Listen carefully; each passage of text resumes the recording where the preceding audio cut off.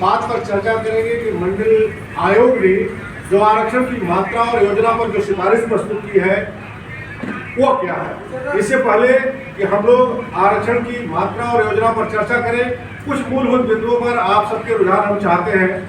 माननीय आशुतोष जी, आप ये बताने का कष्ट करें, मंडल आयोग का गठन भारतीय संविधान के किस अनुच्छेद के तहत हुआ था? अनुच्छेद 340 के तहत गठित हुआ था। अनुच्छेद और इस आयोग को गठित करने का पावर किसको है भैया? नहीं, राष्ट्रपति को। जो आयोग गठित हुआ ये कब से कार्य करना शुरू किया मालूम सर? यह 1 जनवरी 1979 को शुरू हुआ और ये कब पूरा हुआ? 31 दिसंबर 1980 को मंडल आयोग ने अपनी सारी सिफारिशें 40 सिफारिशें जो लिखी है वो लिख करके तैयार कर लिया। ये भी चिंता का विषय है कि हमारे बहुत से भाई बंधु इन बातों को नहीं जानते, लेकिन तमाम नंबर और पाखंड उनको रटे हुए हैं। लेकिन जहां से उत्थान के कार्य हुए हैं उनमें कहीं कहीं हम पीछे हैं। हमें दोनों बैलेंस करना पड़ेगा। हम उसको भी लेके चले, अगर उसके बिना नहीं रह सकते, लेकिन जिनके सहारे हम आगे बढ़ रहे हैं उसको जरूर जाने। तो देखिए, आरक्षण की मात्रा और योजना, चूंकि मात्रा मंडल आयोग ने 52% जनसंख्या का आकलन किया, यानी पिछड़े लोग इतनी संख्या में है, इसलिए उन्होंने आरक्षण की मात्रा कितनी बताई थी? 52%। लेकिन इंदिरा साहनी बनाम भारत संघ एक मुकदमा हो गया और उस मुकदमे के कारण आरक्षण की सीमा पर यह रोक लगा दी गई कि किसी भी तरह से किसी भी सूरत में भारत में आरक्षण की सीमा 50% से अधिक नहीं होना चाहिए। तो पिछड़ी जातियों के पहले अनुसूचित जनजाति और अनुसूचित जाति का आरक्षण भी था। इस तरह से 50% से सीमा ऊपर हो जाती, इसलिए अंततः फैसला आया कि पिछड़े वर्गों को केवल 27% आरक्षण दिए जाएंगे या इससे ऊपर नहीं हो सकता। तो वो 27% आरक्षण किस किस रूप में लागू होना चाहिए वो आप जान लीजिए, आप सब लोग को हो सकता पता हो। पहला तो इन्होंने ये कहा कि जो सामान्य आरक्षण है उसको तो दीजिए ही। सामान्य आरक्षण का मतलब मालूम है कि सरकारी नौकरियों में शैक्षिक और सामाजिक रूप से पिछड़े हुए लोगों को 27% आरक्षण देना नौकरियों में। पहले ये सामान्य आरक्षण है, इसको जान लीजिए। अन्य आरक्षण की भी सिफारिश की तो 5 रूपों में किया। नंबर 1, खुली प्रतियोगिता में योग्यता के आधार पर भर्ती किए गए अन्य पिछड़े वर्गों के उम्मीदवारों को उनके 27% के आरक्षण कोटा के साथ समायोजित नहीं किया जाएगा। इसका मतलब यह हुआ कि अगर कोई टॉप कर जाएगा, अधिक मेरिट लाएगा, तो वो 27% से अधिक की श्रेणी में गिना जाएगा, वो सामान्य वर्ग में अनारक्षित में चला जाएगा। तो क्या इसका अनुपालन हो रहा है? और इसके अनुपालन से ही हम और अधिक संख्या में नौकरियों में हमारे वर्ग के लोग जा सकते हैं। दूसरा नंबर इन्होंने कहा, उपयुक्त आरक्षण को सभी स्तरों पर पदोन्नति में भी ग्राह्य बनाया जाना चाहिए। यानी सभी स्तरों पर जितने प्रमोशन के चैनल हैं उन सभी पदोन्नति यानी प्रमोशन के मौकों पर, आधार पर, स्तर पर उनको ये आरक्षण का लाभ दिया जाना चाहिए। आज तक ये लागू भारत में किसी भी राज्य में नहीं है और ये लागू करने की ये समिति मांग करती है। इसका प्रचार भी आप जितना हो सके उतना करिए। जब ये सिफारिश है तो आखिर क्यों नहीं लागू है? क्या पिछड़े वर्ग के लोग इस देश के नहीं हैं या वो इस देश के दुश्मन हैं?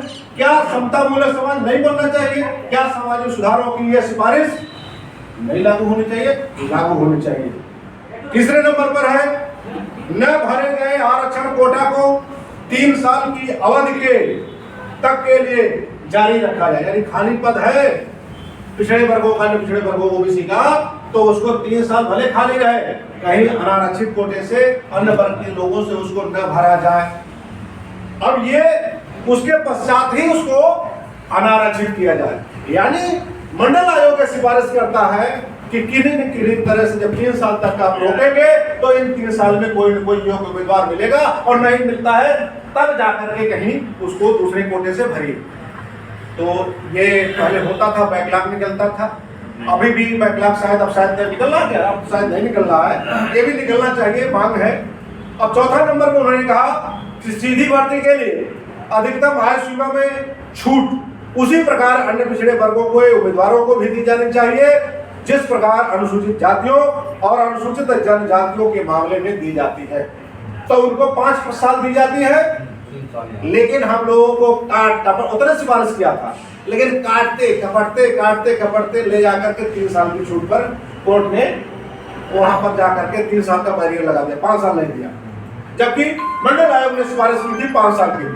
ठीक है, उतनी ही प्रकार से। तो फिलहाल कटौती जो हो रही है ज्यादातर पिछड़ों के ही अधिकारों और हकों की कटौती होती है।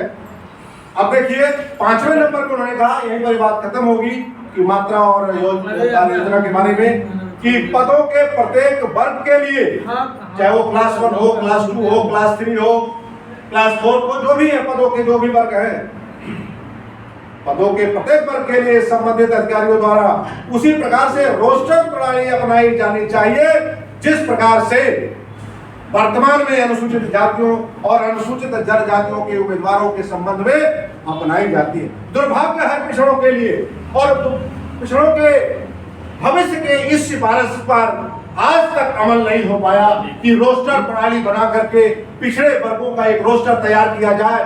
कहां 27% संख्या इनकी लगभग हो चुकी है, कहां नहीं हुई है, और जहां नहीं हुई है वहां 27% कैसे पहुंचाया जाए, ये आज तक पूरे देश में किसी राज्य ने लागू नहीं कर पाया।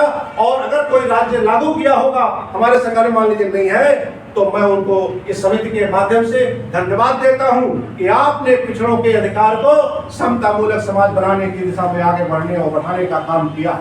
क्योंकि जब ये सभा आज बैठी हुई है, इस सभा में देखिए सब बराबर कुर्सियों में बैठे हैं। ऐसे ही कार्यालय हो या देवालय हो या कोई भी मंत्रालय हो, जहां पर समान संख्या में जनसंख्या के अनुपात में अगर लोग इस तरह से कुर्सियों पर बैठेंगे तो देश के अंदर जो भी योजनाएं बनेंगी वो सभी वर्गों के समान हितों के आधार पर बनेंगी, और कभी ये शिकायत का मौका या गुंजाइश नहीं रहेगी कि कोई असंतुष्ट होगा। तो जो भी कैंची चलती है पिछड़े वर्गों के मंडल आयोग की सिफारिश पर, उस कैंची को तत्काल प्रभाव से हटाया जाए, ये सरदार पटेल समिति इस बात की मांग करती है। और जोरदार इस बात पर आवाज उठाने के लिए, इस विचार को बढ़ाने का भी आप लोग काम करिए। हम कहीं कहीं पीछे इसलिए हैं कि जो उद्धार के काम किए गए हैं वो हमें नहीं मालूम है। जैसा कि हमने एक प्रश्नोत्तर किया, इसमें बेइज्जती का कोई विषय नहीं है, कहीं न कहीं ये कमी है कि हम उन चीजों को नहीं जानते हैं। माकूल उत्तर हमें छोटे से 2-3 प्रश्न हमने किया था, इस संबंध में उत्तर नहीं मिला है। और ऐसे उत्तरों की बौछार जब होगी, जब ऐसे हमारे समाज में सारी चीजों की जानकारी रखने वाले लोग होंगे, तो ऐसे मीटिंग की भी जरूरत नहीं पड़ेगी। वो कहीं बैठे हुए चाय पी रहे होंगे, किसी के घर मिलने जा रहे होंगे, तब भी तमाम अपनी स्थितियों परिस्थितियों और देश में हमारी भागीदारी के संबंध में चर्चा हो जाएगी। क्योंकि जानकारी सबसे बड़ा उपाय है कि वह उपाय बताता है, और उपाय पर कार्य योजना बना के कार्य करने से, कदम बढ़ाने से सफलता मिलती है। इन्हीं शब्दों के साथ जय भीम, जय मंडल, जय संविधान।